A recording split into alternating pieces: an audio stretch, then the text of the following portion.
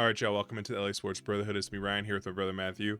And the last 24 hours, not even the last 24, the last 12 hours of Laker news has been potentially the most impactful possible without losing or gaining any new players. So, D'Angelo Russell opted in, and I was very excited about that. We both were, because that opens up a lot of avenues, and we will talk about that.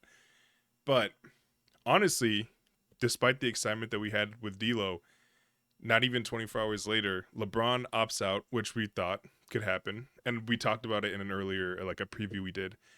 LeBron opting out is good if you want him to stay with the Lakers beyond next year. So already, worst case, quote unquote, for us in terms of him staying is he's just re-signing on a max deal and he's here for multiple years, which is great. But Chris Haynes came with a report that LeBron is heavily considering taking what would be a massive pay cut, and it's not just agent talk. It would be legit $20 to $25 million a year. That's a massive pay cut to open up the mid-level exception, the full mid-level, which is, if you don't know, full mid-level exception is what we used to sign Gabe Vincent last year. We only used 11, but it's up to 12.9 mil a year now in free agency. What we have currently, if LeBron didn't do this, or if LeBron just takes his max, which is very possible, we would only have $5 million in free agency to spend. So that's the difference we're talking about. So that's why this kind of almost overshadows the D'Lo news to me. Again, we'll talk about that. But Matt, what was your reaction when you saw he opted out and then this extra information now? Yeah, so I woke up and I was really excited because, like you said, it kind of means, an extended future, not just this year. Because everyone knows he's coming back. But I can't help to think that this is, I mean, the Lakers as an organization just gave him like his number one dream ever. Over championships, nothing.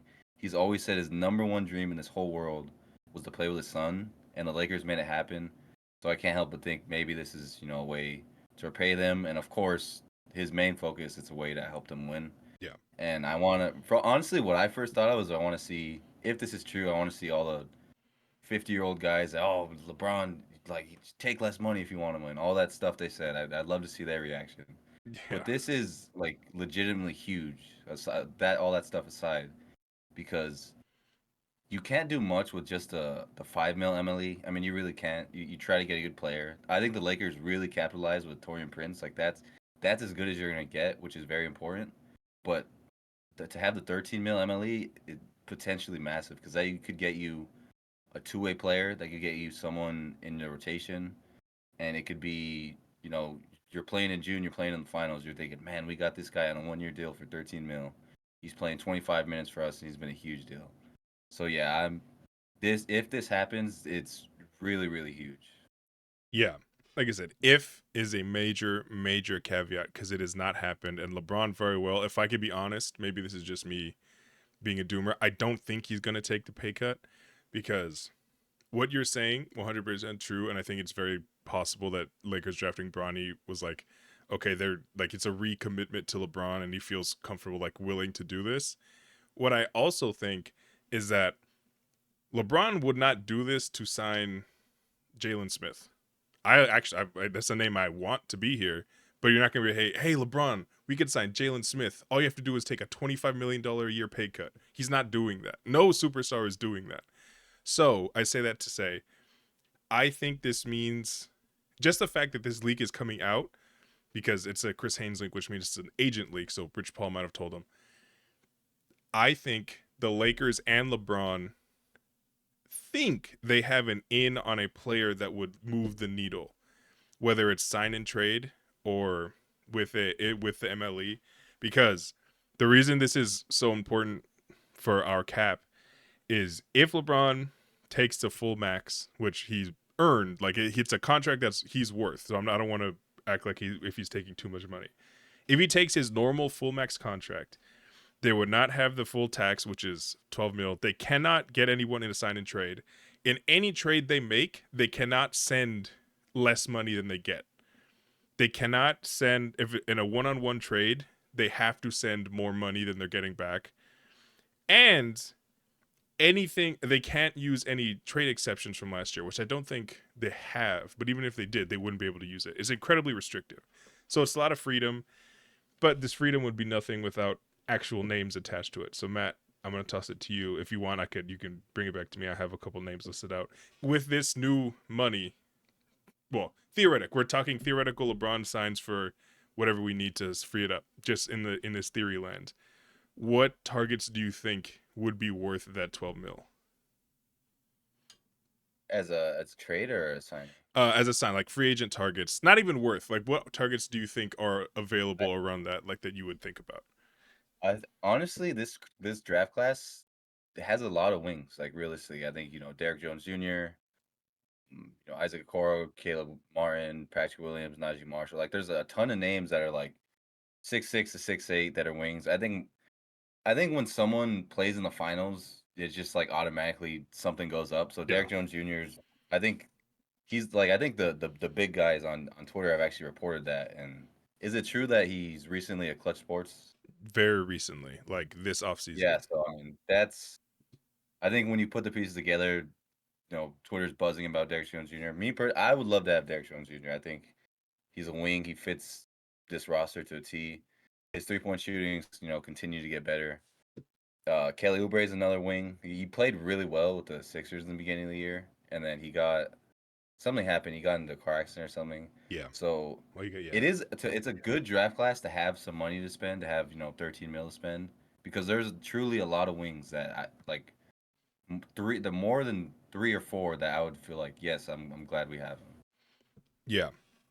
You actually said a couple names I had too.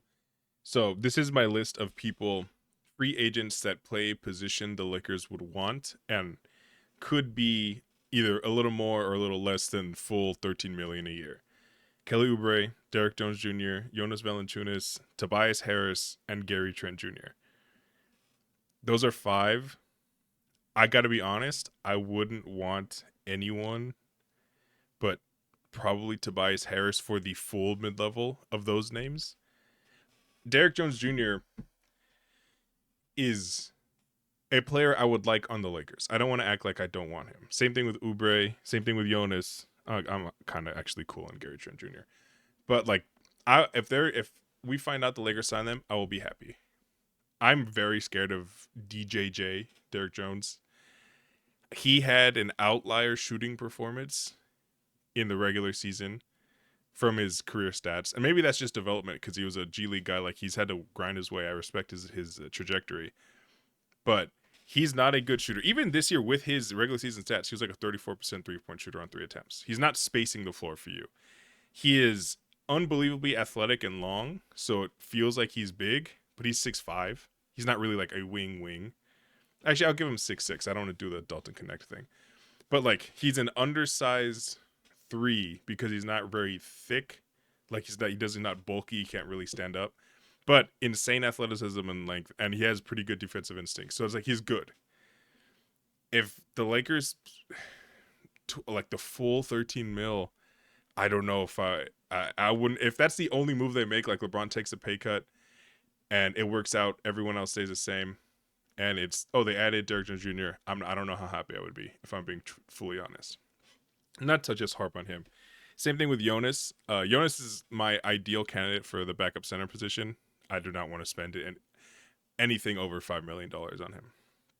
So like that's the potential outright free agency signings. I'm gonna say some names for sign and trade categories, Matt, and let me know if you would want them slash if they would be even like do you think it's even plausible? Klay Thompson, DeMar DeRozan, KCP.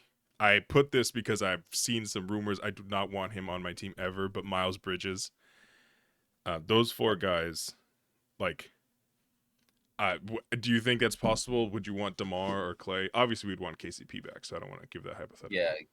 KCP is the obvious. Like, yeah, he's gonna fit on any team. Yeah. Demar, I think he's probably my favorite basketball player that's never played for the Lakers, like literally. Yes. So it's gonna be tough to say no.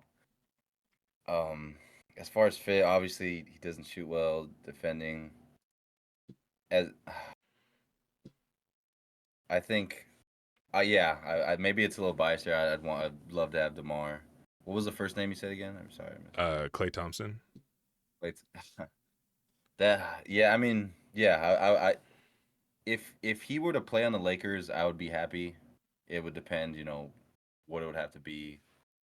Honestly, I don't know. I don't think that's that possible. But if he was a Laker, I'd be happy as long as it's no his playing performance, like, over 10 or whatever he went.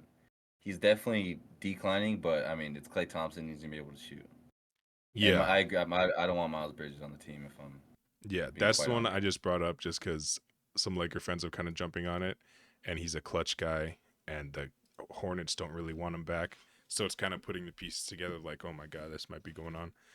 Yeah, Um, KCP would for sure be my number one of those. yeah, KCP honestly to me is the least likely of those names by far. Yeah, Just because like the Mavs. Well, also just to add on to this, the Mavs allegedly are okay getting rid of Derrick Jones because they think Klay Thompson's interested.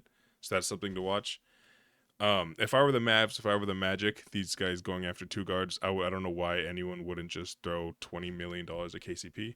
The Magic literally should sign him the second free agency starts to like a $20 million deal. Anyway, yeah, honestly, DeMar is super interesting to me because literally he is my favorite non Kobe Bryant player in the history of basketball. I Laker fans kind of got like once this LeBron news came out of like the potential for like changing the offseason for the Lakers, Laker fans were immediately scared online of it being DeMar DeRozan, and I don't get that reaction because he is a better scorer than anyone we would have ever had with LeBron and AD. They want defense. Like to get DeMar DeRozan, you would have to trade D'Angelo Russell. So it's not like, oh, we can't play D'Lo and DeMar at the same time. He would just replace him. DeMar is a solid playmaker. He's not D'Lo level, but he's a solid playmaker. He's a better scorer because he could score at more places. And even despite not shooting threes, even though he's been shooting about two times, he almost doubled his 3-point attempts from last year to this year at 33%. Not horrible, not great, but they think that because you don't shoot threes at an elite level, you don't space the floor. But if you think teams are going to leave DeMar DeRozan on the wing to go double, you're out of your mind. That's the whole point of being able to score. Like if D'Lo's not hitting a shot, we know he can't get to the rim and he hates his in-between game even though it's pretty solid. So you can leave him. In the playoffs, we saw that happen. No one is leaving DeMar DeRozan just literally wide open to go double anything because he can score in a bunch of different ways. So again, I don't want to get too deep into hypotheticals, but I mean it is definitely me defending DeMar because he is my favorite non-Laker ever, like you said. But yeah, if that happens, I would be legitimately ecstatic. yeah. I mean, that's that's just people who don't understand basketball. It's like LeBron is gonna be 40. So, and we saw it last year. He can't like there was stretches in that series where he was taking over. He was going five straight possession scorings. He can't do that for a quarter. D'Lo absolutely cannot be the crunch time scorer in the playoffs. He's not quick enough. He's not explosive enough. So if DeRozan has the ball, that's one of the best scorers in the league, to be honest, with AD and LeBron out there. It's if you replace D'Lo with DeRozan, they might win the series because DeRozan is that good of a player. I don't want people to underestimate how good he is as a basketball player. Yeah, yeah, and there's no defense argument because D'Lo doesn't play any defense either. But DeMar, whatever, it doesn't matter. Um, love DeMar. Klay Thompson, I won't get into super deep. I think this has a very sneaky chance of happening if things fall through with the Mavs and the Magic go all in on KCP. Klay Thompson does not want to go back to the Warriors. He's an incredibly petty person and he loves Los Angeles. This might not even be a sign and trade thing. If things work out the way that they can, this is not very far fetched in my mind. Klay Thompson could just be an MLE signing, honestly. If he says, give me 4 years instead of two, and which would be crazy because he's 34 right now and kind of washed. But if he's like, hey, give me 3 4 years or three with a player option, I'll go for the MLE. I would do that without waiting for anything else in my mind. I know it's tough because he had a insanely bad showing. I think personally his legs are cooked, and him being in an offense where he has to sprint around every single screen in the world, like that's gonna take a toll to me. It might not, it might suck because that's where he got his bread and butter. But like if his knee is messed up or like he can't move the same way, maybe he needs to just spot up for a little bit. Maybe he needs to be a 3-and-D guy actually, and not like a, well, he's 3-and-D functionally, but not like a focal point of the offense. He can run floppy a couple times, get some shots, and then have LeBron pass out of a double team into a swing to him. Maybe that will revive his. I shouldn't say revive his career because he had good numbers last year. It's not the same. Yeah, I mean, 39% from three. Yeah, he's not gonna So let's miss say the that happens. shots. Is he? We listed the names earlier, like Toby, Kelly. Would would you take Clay Thompson over those names that we discussed earlier? I think if I could have every single person for the same price, I would rank it DeMar, Clay, Tobias Harris, and then everyone else to me. What would Yeah, yours? honestly, I can't help but think that what you said earlier, like I 100% agree that's true. I don't think LeBron would take a paycheck for Derrick Jones Jr. or No, something like that. So I I don't think so am either.